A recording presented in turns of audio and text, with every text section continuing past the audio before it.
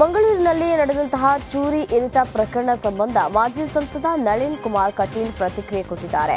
ದೇಶದ ಎಲ್ಲಾ ಭಾಗದಲ್ಲೂ ಸಂಭ್ರಮಾಚರಣೆ ನಡೆಯಿತು. ಅದೇ ರೀತಿಯಲ್ಲಿ ಬಂಟ್ವಾಳದ ಬೋಳಿಯಾರ್ನಲ್ಲಿಯೂ ಸಂಭ್ರಮ ನಡೆದಿದೆ. ಆದರೆ ಮಸೀದಿಗೆ ಪ್ರಾರ್ಥನೆ ಮಾಡಲು ಬಂದವರಲ್ಲಿ ಮಾರಕಾಸ್ತ್ರಗಳು ಎಲ್ಲಿಂದ ಬಂತು ಅಂತ ಪ್ರಶ್ನೆ ಮಾಡಿದ್ದಾರೆ. ಭಾರತ್ ಮಾತಾ ಕಿ ಜೈ ಹಾಕಿದವರ ಕೊಲೆಗೆ ಯತ್ನಿಸಲಾಗಿದೆ. ಈ ಒಂದು ಘಟನೆಯ ಬಗ್ಗೆ ಸಮಗ್ರ ತನಿಖೆಯನ್ನು ಮಾಡಬೇಕು, ಹಲ್ಲೆಗೆ ಒಳಗಾದವರಿಗೆ ಪರಿಹಾರವನ್ನು ನೀಡಬೇಕು ಅಂತ ಹೇಳಿ ಸರ್ಕಾರಕ್ಕೆ ಒತ್ತಾಯಿಸಿದ್ದಾರೆ. ತಕ್ಷಣ ಗಂಭೀರವಾಗಿ ತಗೋಬೇಕು ಸರ್ಕಾರ. ಮುಖ್ಯಮಂತ್ರಿಗಳು ಆಗ್ರಹ ಮಾಡ್ತೇನೆ, ಎಲ್ಲ ತನಿಖೆಗಳಾಗಬೇಕು. ಆ ಪ್ರಾರ್ಥನಾ ಮಂದಿರದೊಳಗೆ ಶಸ್ತ್ರಾಸ್ತ್ರಗಳು ಹೇಗೆ ಬಂದವು ಅನ್ನುವಂಥ ತನಿಖೆ ಆಗಬೇಕು ಅನ್ನುವಂಥದ್ದು ನಾನು ಒತ್ತಿ ಹೇಳ್ತೇನೆ. ಮತ್ತು ಯಾರ್ಯಾರು ಇದರ ಹಿಂದೆ ಇದ್ದಾರೆ ಅವರೆಲ್ಲರನ್ನ ಬಂಧಿಸಬೇಕು. ಹರೀಶ್ ಮತ್ತು ನಂದಕುಮಾರಿಗೆ ಸರ್ಕಾರ ಪರಿಹಾರಗಳನ್ನು ಕೊಡಬೇಕು. ಮತ್ತು ಯಾವುದೇ ಕಾರಣಗಳಿಲ್ಲದೆ ಭಾರತ್ ಮಾತಾ ಕಿ ಜೈ ಘೋಷಣೆ ನಾನು ಮುಖ್ಯಮಂತ್ರಿಗಳಲ್ಲಿ ಆಗ್ರಹ ಮಾಡ್ತೇನೆ. ನೀವು ಸರಿಯಾಗಿ ಹೇಳಬೇಕು. ಯಾಕಂದರೆ ಇದು ತುಘಲಕ್ ಸರ್ಕಾರ ನಡೀತಾ ಇದೆಯೇನು, ತುಘಲಕ್ ದರ್ಬಾರ್ ನಡೀತಾ ಇದೆಯೇನು. ಅಲ್ಲಿ 5 ಜನ ಭಾರತ್ ಮಾತಾ ಕಿ ಜೈ ಘೋಷಣೆ ಹಾಕಿದ್ದಾರೆ ಅಂತ ಮೇಲೆ ಅವ್ರ ಮೇಲೆ FIR ಹಾಕಿದೆ. ಮಂಗಳೂರಿನ ಬೊಳ್ಯಾರ್ನಲ್ಲಿ ಚೂರಿ ಇರಿತ ಕೇಸ್ ಸಂಬಂಧ ಸಂಸದ ಕ್ಯಾ ಬ್ರಿಜೇಶ್ ಚೌಟಾ ಕೂಡ ಸರ್ಕಾರದ ವಿರುದ್ಧ ಕಿಡಿಕಾರಿದ್ದಾರೆ. ಸಿದ್ದರಾಮಯ್ಯ ಸರ್ಕಾರ ಬಂದ ಬಳಿಕ ಹಿಂದೂ ವಿರೋಧಿ ನೀತಿ ಅನುಸರಿಸಲಾಗ್ತಾ ಇದೆ. ಕಾಂಗ್ರೆಸ್ ಪಾರ್ಟಿಯ ಒತ್ತಡದಿಂದ ನಮ್ಮ ಕಾರ್ಯಕರ್ತರ ಮೇಲೆ FIR ಆಗಿದೆ.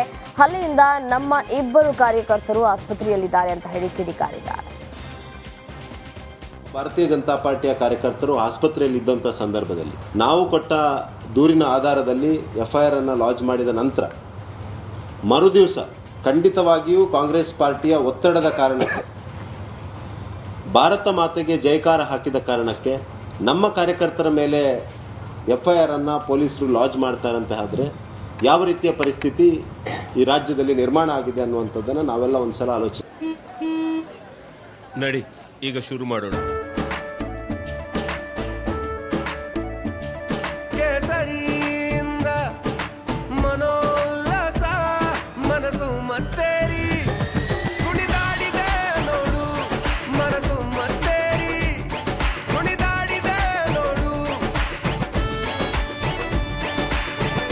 ಕ್ಷಣ ಕ್ಷಣವೂ ಆಚರಿಸಿ ಕೇಸರಿ ಹಬ್ಬ. ವಿಮಲ್ ಬಾಯಲ್ಲಿ ಹೇಳಿ ಕೇಸರಿ ಮಾಡಬೇಕು.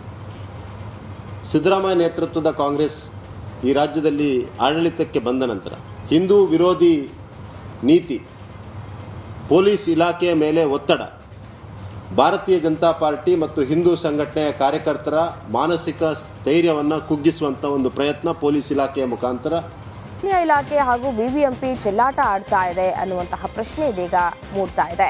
ಮಳೆಗಾಳಿಗೆ ಸಾಕಷ್ಟು ಮರಗಳು ಬಿದ್ದರೂ ಪಾಲಿಕೆ ಮಾತ್ರ ಇನ್ನೂ ಎಚ್ಚೆತ್ತುಕೊಂಡಂತೆ ಕಾಣಿಸ್ತಾ ಇಲ್ಲ.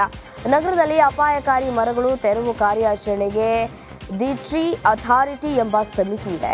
ಈ ಸಮಿತಿ ಮರಗಳ ಗಣತಿ, ಅಪಾಯಕಾರಿ ಮರಗಳನ್ನು ತೆಗೆಯೋದಕ್ಕೆ ಕ್ರಮವನ್ನು ಕೈಗೊಳ್ಳೋದ್ರ ಬಗ್ಗೆ ತೀರ್ಮಾನ ಮಾಡುತ್ತೆ. ಆದರೆ ಕಳೆದ 9 ತಿಂಗಳಿಂದ ಸಭೆ ಮಾಡಿಲ್ಲ, ಮರಗಳ ಬಗ್ಗೆ ಪರಿಶೀಲನೆ ಮುಂದಾಗಿಲ್ಲ.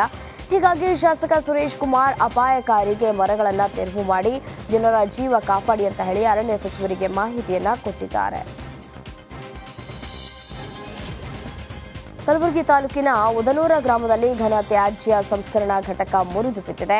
ಕಳೆದ ಕೆಲ ದಿನಗಳ ಹಿಂದೆ ಧಾರಾಕಾರ ಮಳೆಯಾಗಿದ್ದು ಜೋರಾಗಿ ಗಾಳಿ ಬೀಸಿದಾಗ ಕಸದ ಗುಡ್ಡೆ ಇರುವ ಕಾರಣ ಅಲ್ಲಿಂದ ಗಾಳಿ ಮುಂದೆ ಸಾಗದೆ ಒತ್ತಡ ಹೆಚ್ಚಾಗಿ ಘನ ತ್ಯಾಜ್ಯ ಸಂಸ್ಕರಣಾ ಘಟಕದ ಕಂಬಗಳು ಮುರಿದು ಬಿದ್ದಿವೆ. ಲೋಕಾಯುಕ್ತ SP ಜಾನ್ ಆಂಟೋನಿ, ಮಹಾನಗರ ಪಾಲಿಕೆಯ ಅಧಿಕಾರಿ RP ಜಾಧವ್ ಸ್ಥಳಕ್ಕೆ ಭೇಟಿ ನೀಡಿ ಪರಿಶೀಲಿಸಿದರು. ಬಾಗಲಕೋಟೆ, ಬೆಳಗಾವಿ, ಮಹಾರಾಷ್ಟ್ರದಲ್ಲಿ ಭಾರೀ ಮಳೆ ಆಗ್ತಾ ಇರುವುದರಿಂದ ಕೃಷ್ಣಾ ನದಿಯಲ್ಲಿ ಭಾರೀ ಪ್ರಮಾಣದಲ್ಲಿ ನೀರು ಹರಿತಾ ಇದೆ. ಹಿಪ್ಪರಿಗಿ ಬ್ಯಾರೇಜ್ ಒಳ ಹರಿವು 20,700 ಕ್ಯೂಸೆಕ್ನಷ್ಟಿದ್ದು, ಹೊರ ಹರಿವು 16,300 ಕ್ಯೂಸೆಕ್ಸ್ನಷ್ಟಿದೆ. ಬರಿದಾಗಿದ್ದಂತಹ ನದಿಯಲ್ಲಿ ವಿಶಾಲವಾಗಿ ನೀರು ಹರಿದು ಜೀವಕಳೆ ತಂದಿದೆ. ಇದರಿಂದ ಕೃಷ್ಣಾ ತೀರದ ರೈತರ ಮುಖದಲ್ಲಿ ಮಂದಹಾಸ ಮೂಡಿದೆ.